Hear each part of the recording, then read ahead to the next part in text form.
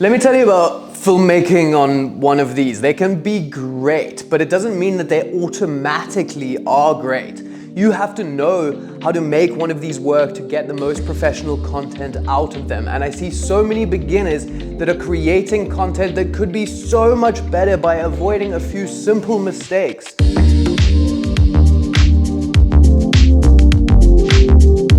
So let's go over how you can make one of these look as pro as you possibly can. It's actually pretty simple, and if you follow a few key guidelines, your mobile filmmaking should go from looking like a complete beginner to looking super nice and professional by following the 5 steps that we're gonna talk about. The first thing is gonna be when you whip out your phone and you're ready to film something and you just start using the iPhone app, your footage often ends up kind of looking like crap. So what we want to do is avoid using the standard mobile app for iPhones or phones in general, because if we are using these, it's putting all of your settings into auto essentially, resulting in the camera and settings for your videos kind of doing whatever they want and giving you zero control over it.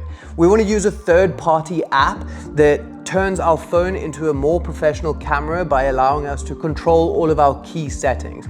There's a bunch of pretty good ones. Filmic Pro is one of the best ones out there, but they've recently changed their payment system to be like a once a year payment or a once a week payment. I don't know who wants to do that. So I often find myself using free ones like the Hohem app. And if you stick around for one of the later on tips, you'll see why that makes so much sense. Something super important to look out for when it does come to your settings is deciding what frame rate you should be filming in. Normally, by default, your phone is probably going to be set to 30 frames per second. Now, this isn't the industry standard, and we actually want to change that over to 24 frames per second to give us the most cinematic feel. If you want to shoot in something like 30 or 60, it's really going to give you that like sitcom dad cam kind of vibe, and it's not what we're going for, unless in the case that you want to shoot slow motion. You could push it up to something like 60 frames per second and then drop that speed down or conform it back to 24 frames per second, so we're still getting that really nice cinematic, smooth and beautiful motion in our shots. You want to also look out for that your ISO is as low as possible. In these little phones, the sensor is pretty tiny and the ISO can pump up quite high relatively easy, and we don't want that because it's going to introduce all sorts of artifact and graining into our shots, and it's going to ruin an image, especially when filming in low light.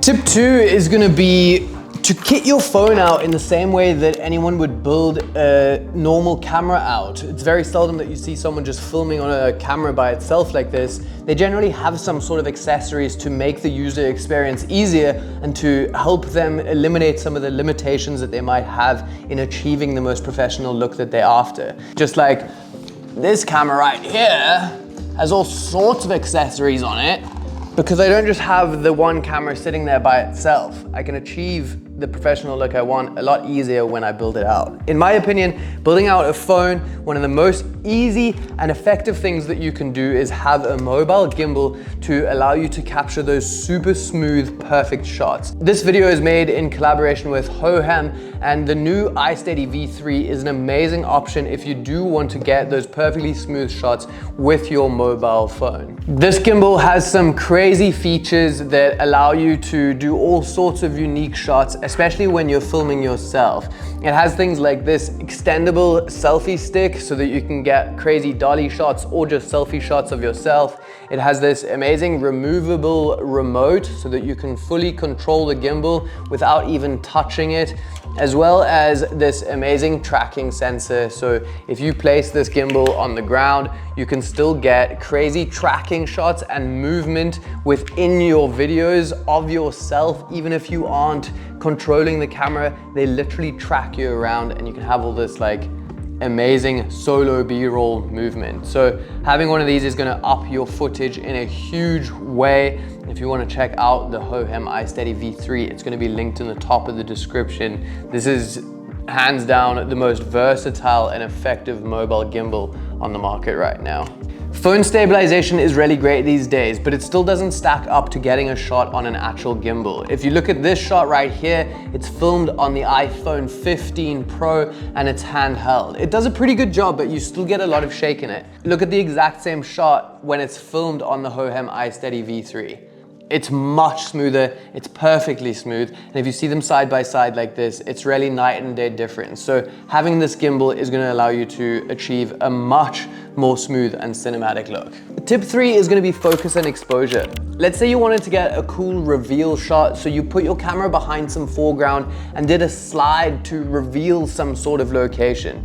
It's gonna end up looking really unprofessional because the exposure and focus is gonna be changing in the middle of your shot, compensating for exposing for a brighter or darker background. You can easily avoid this by taking your camera out from that background, setting your exposure and focus by holding on the screen and putting it in lock focus and exposure, and then dipping your camera behind your foreground and then sliding it out to have your focus and exposure already set for the revealing scene that you're about to show. You can do this for a lot of different scenarios, and if you're ever going from a situation where it might be dark into light, your phone is going to automatically adjust with those automatic settings like we spoke about in the earlier tip. That's why it's so important that you want all of your settings in manual and to be using the lock, exposure and focus setting in your phone. Tip 4 is where it starts to get exciting. Let's talk about your shots and how you can improve them, or at least know a few shots that you can rapid fire the next time you're out and filming. The way you film matters.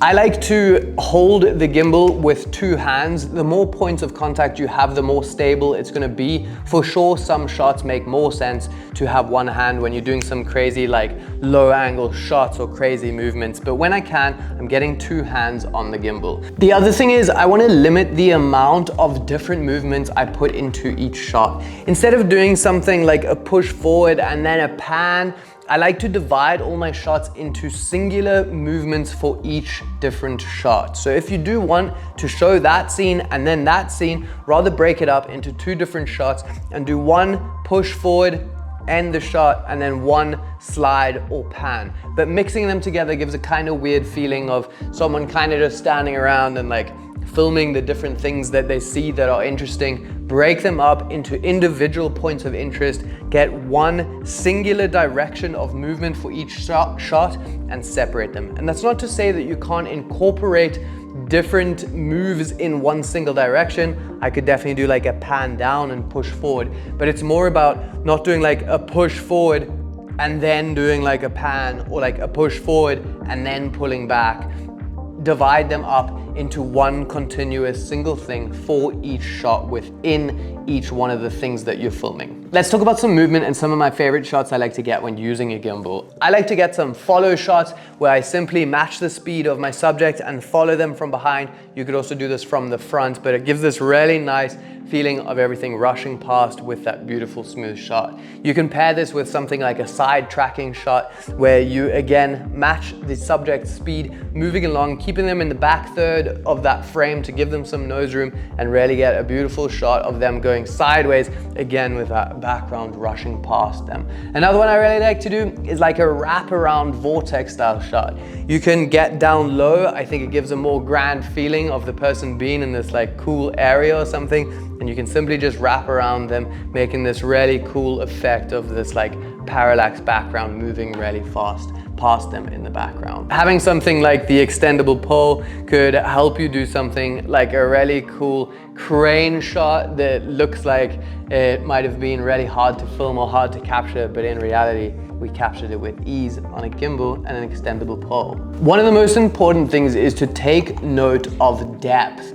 Instead of getting a shot like this to reveal these buildings, it's okay, it looks kind of boring, like it would work, but by simply moving slightly to the side and introducing some foreground to create more depth by using this tree, a bit more of the banister in this bicycle, look at the difference between these 2 shots. The second one is so much more dynamic and has so much more depth to it, simply by taking a few steps to the side and incorporating some of that foreground into my shot. Tip 5 is gonna be leaning into our strengths. Look, a phone is pretty limiting compared to something like this $10,000 camera rig set up. We can make this look amazing, but leaning into our strengths is going to be a huge benefit instead of trying to make this look like something that it isn't. I can do some absolutely crazy things on this that I wouldn't be able to do on one of these. Maybe it's a super unique angle, getting this phone into a really tight space where a huge rig wouldn't fit.